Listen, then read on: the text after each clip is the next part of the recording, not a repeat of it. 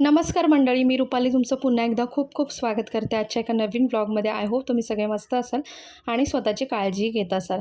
तर आता वाजलेले आहेत 11 आणि आम्ही निघालेलो आहोत गावी जायला. आणि याच्या आधी म्हणजे जी काही तयारी वगैरे होती होळीच्या नंतरची गावी जाण्यासाठीची, तर त्याचा ब्लॉग काही मला बनवायला मिळाला नाही, कारण 2 दिवस खूप जास्त बिझी होती मी, त्यामुळे काही शक्य झालं नाही. त्यामुळे डायरेक्ट आता गावी निघायचा ब्लॉग जो आहे तुमच्यासोबत शेअर करत आहे. जेव्हासुद्धा गावी किंवा कुठल्याही प्रवासाला बाहेर पडते किंवा कुठेही जाते, तर सर्वात प्रथम आधी ना देवाजवळ हात जोडते, आईंचा आशीर्वाद घेते, त्यानंतरच आम्ही बाहेर पडतो सगळेजण.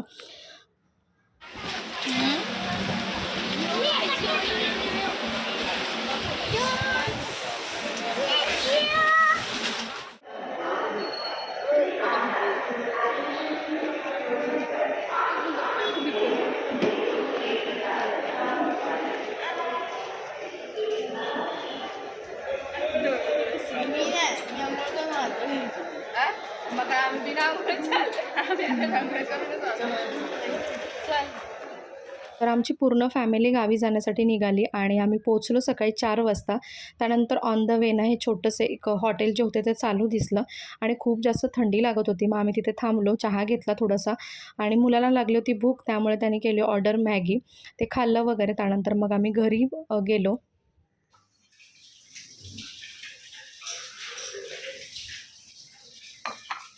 स्टेशनवरून ऑटोने आम्ही घरी पोचलो आणि त्यानंतर मग आम्ही सगळ्यांनी केला रेस्ट, कारण आजच संध्याकाळी पालखी येणार होती. सो त्यामुळे म्हटलं चला थोडंसं आराम करूया, कारण संध्याकाळी थोडंसं जागरण असतं.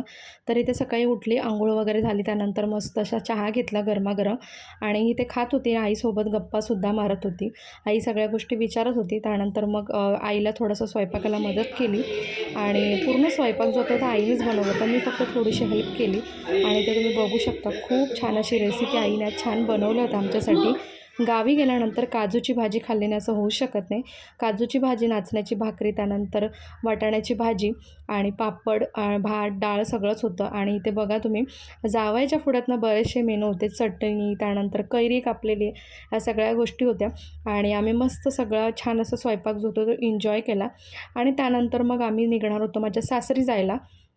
आणि संध्याकाळीच पालखी होती, त्यामुळे बरीचशी कामंसुद्धा होती घरी जाऊनसुद्धा.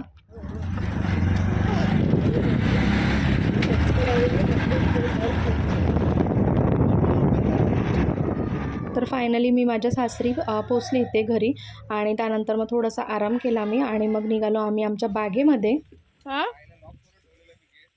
तोडलाय पार गेट, तोडलाय.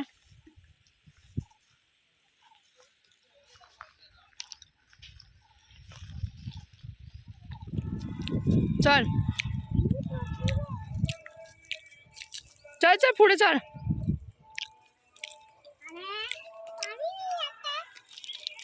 चल रे.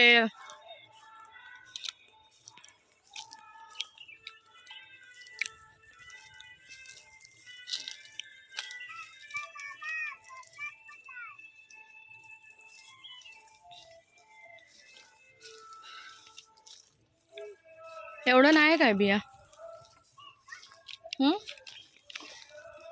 तर बागेमध्ये आम्ही आलो होतो काजू काढण्यासाठी. ओल्या बिया काढायच्या होत्या आणि कुठे कुठे थोड्या थोड्या दिसत होत्या, तर शोधून शोधून आम्ही थोड्याशा काजूच्या बिया ज्या आहेत त्या काढल्या.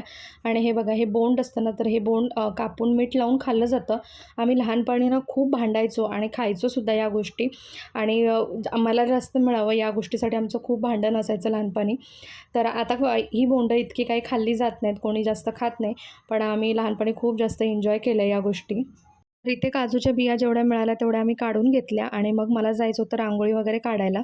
तर आज पालखी सोहळ्याचं आगमन होतं आणि त्यासाठी गावातल्या सगळ्या बायका एकत्र जमणार होत्या आणि रांगोळी वगैरे काढणार होत्या. तर गावामध्ये येणारे दोन्ही जे गेट होते, म्हणजे जिथून एंट्री होते दोन्ही साईडने, तर दोन्ही साईडला आम्हाला ना छान अशी रांगोळी काढायची होती.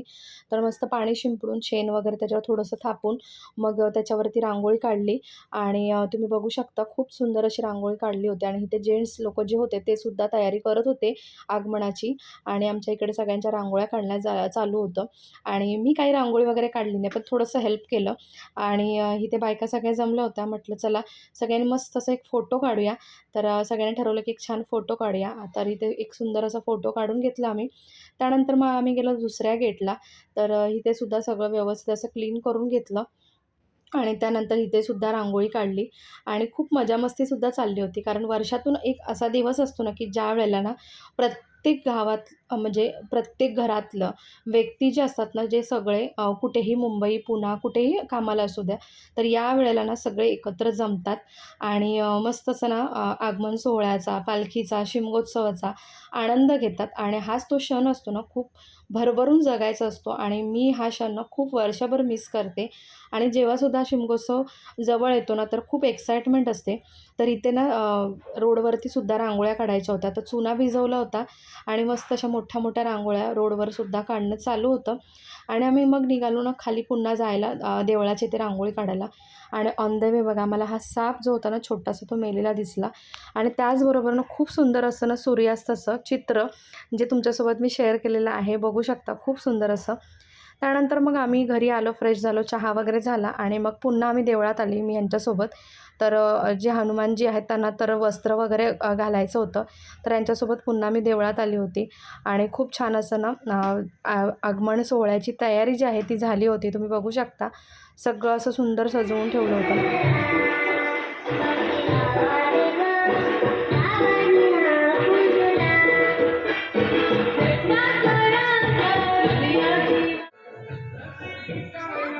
येते.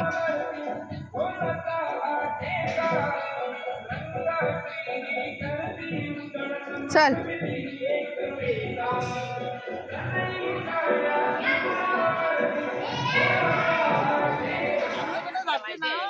आपल्याकडनं जाताना आपण हे करे नाही हे झालं ना उशीर झाला इकडे नाही इकडून नाही तिकडनं जाताना तर इथे सगळेजण तयार होऊन ना पालखी आगमन सोहळ्यासाठी आले होते आणि आम्हीसुद्धा पालखी येण्याची वाट पाहत होतो. ही पालखी आमची दुसऱ्या गावातून आमच्या गावात येणार होती आणि आम्ही इथे सगळेजण वाट पाहत होतो एंट्रन्समध्ये आणि इथे पुढे मी ना व्हॉईस ओव्हर करणार नाही.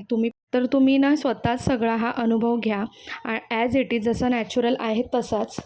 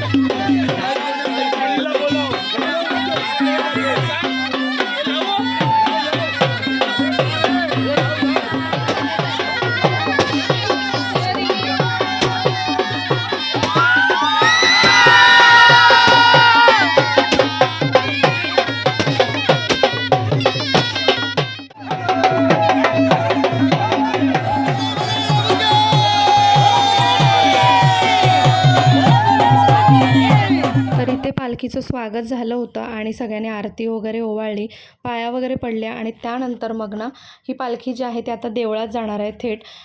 नॉर्मली कसं होतं जेव्हा पालखी लवकर येते तेव्हा 3-4 घरं तरी घेतली जातात आणि मग बाकीची उरलेली घरं असतात ती दुसऱ्या दिवशी. पण आता पालखी उशीर आले, ऑलमोस्ट 10 वाजलेले आहेत.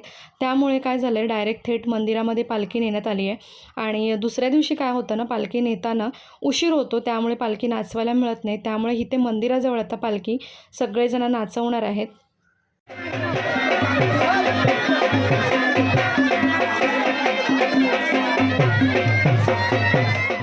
प्रत्येक घरातील पुरुषांना ना पालखी नाचवायला मिळते आणि प्रत्येकजण नाचवतात, खूप मस्त एन्जॉय करतात. तर दिराने आणि मिस्टरांनी सुद्धा पालखी नाचवलेली आहे, तुम्ही पुढे बघू शकता.